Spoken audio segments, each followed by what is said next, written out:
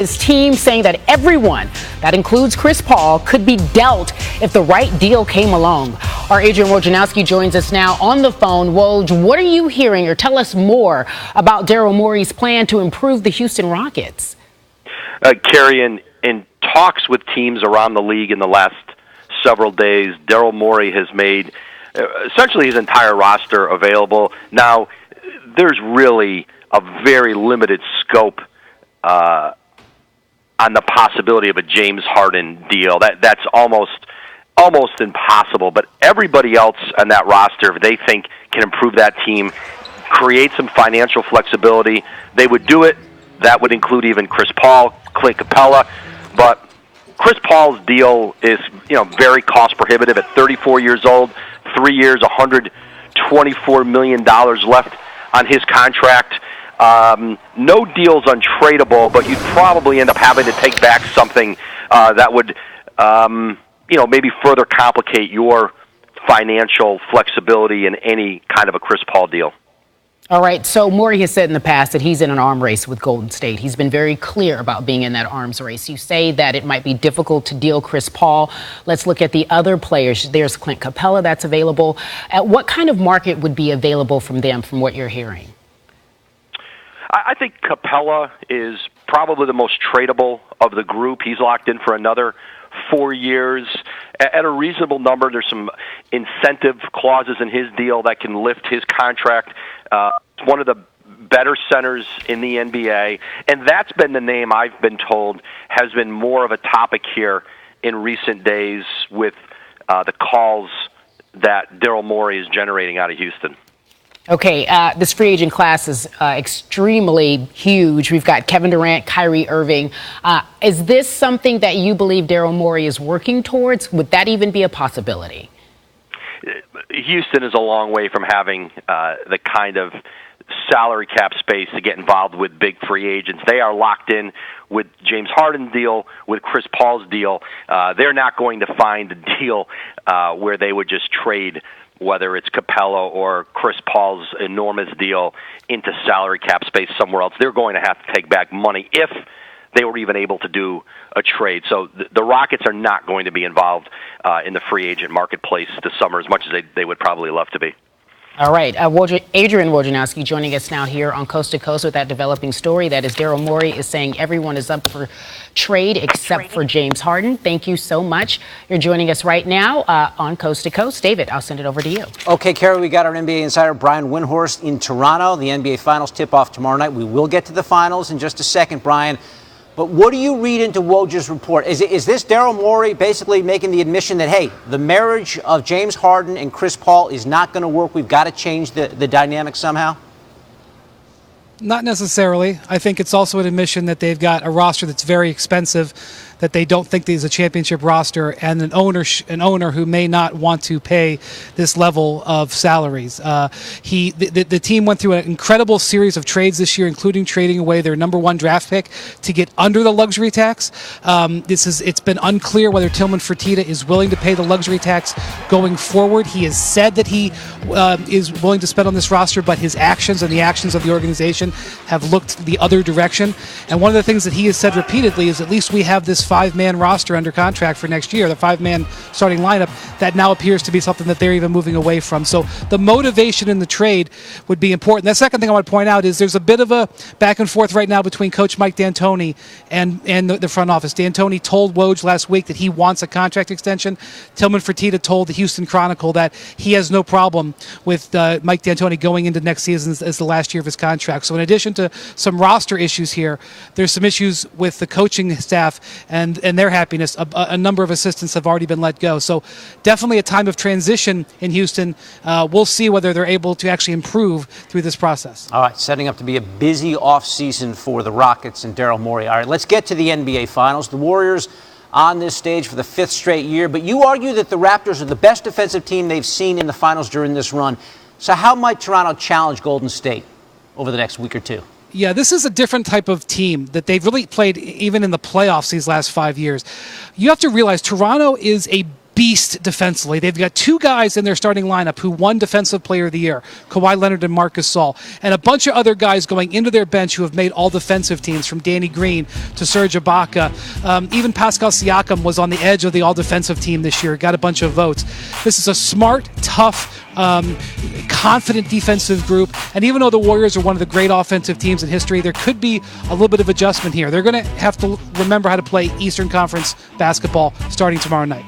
Media Day today, and then on ABC, Game 1, tipping at 9 o'clock Eastern Time. Brian, all right, let's get to the crisis with the Lakers. Of course, our Baxter Holmes had the story yesterday on some of the issues that went on in that Lakers front office, including Magic Johnson's reputed bullying of employees. Here's Magic's response on SportsCenter last night. Now, I've never sat in an HR person's office in 35 years. 2 years with the Lakers, no HR appearance. Jeannie Buss, do you think Jeannie Buss will allow me to abuse the employees? If that was the case, she would have called me in. Joe McCormick would have called me in, the lawyer for the Lakers, as well as Dan, the other lawyer. It never happened, right? I'm a person who brings everybody together, uplift the employees. I've never abused an employee, and I never will. That's not what I'm all about. Now, Rich Paul had access to the Lakers because he had two clients with the Lakers. He called and said, hey, I'm in Brooklyn. We talked about allowing him to fly back with the team. That's the only time he flew with the team, because he was in Brooklyn, and I allowed him to do it. That was on me. I allowed him to do that.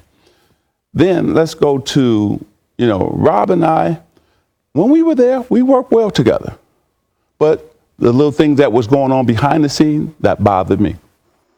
That was last night. Today, NBA Commissioner Adam Silver joined Get Up. And as you might imagine, he felt optimistic about the Lakers restoring the luster. I know Jeannie knows how to manage a team. And sure, when things start to go wrong, a lot of fingers get pointed. People like to pile on, but they'll figure it out. All right, Brian, so a ton of negative publicity. Front office looks something like a dumpster fire. How bad is this for the Lakers moving forward? Well, I think that the Lakers' maneuvers over the last year and a half show an organization that really didn't have a streamlined way of thought or an infrastructure in the way that they were approaching their outer moves. As far as working for the organization, if you talk to any team, you could probably find employees who were disappointed, unhappy with the way they were treated. It's kind of the nature of the workplace. We just don't have enough information. But Magic is correct. He doesn't have a reputation for being a difficult person to work for. And, there's all kinds of conflicting information, because some of the other things people have complained about with Magic was that he's never there. He was never in the Lakers front office. And so you have one person saying that he was bullying, another person saying he was never there. It's all very conflicted. What we can judge the Lakers on is the way they perform outwardly, and they have not performed at a high level outwardly. But I think long term, David, this is really more of an embarrassment than it is damaging. Ultimately, I don't think that free agents are going to, be affected by this information. They're going to think about the Lakers the way they think about them. And I do agree with Adam Silver. There is probably no organization better positioned to rise than an organization with the history and the location of Los Angeles that the Lakers have on their side. There you go. Brian Windhorst from Toronto getting us ready for the finals on a busy day in the NBA. And coming up, Kawhi Leonard's game. We know it's evolving, what the Warriors will have to do to shut him down in the finals. By the way, Toronto making history here. The Warriors, the first team in the common draft era, which goes back over 50 years, to reach the finals without a lottery pick on its roster. Kawhi was drafted 15th when he came out, just outside the lottery. All right, so Raiders right out. Antonio Brown addressed the media for the first time from the Raiders' offseason training program and had nothing but praise for his new quarterback, Derek Carr. He says he's really growing and they're having a relationship. They're, quote, making a lot of deposits, so we have a lot in the bank. For more on this developing relationship, Josina Anderson joins us now here on Coast to Coast. So, Josina, you spoke with one of Antonio Brown's new teammates yesterday. What kind of impression is he making on his team?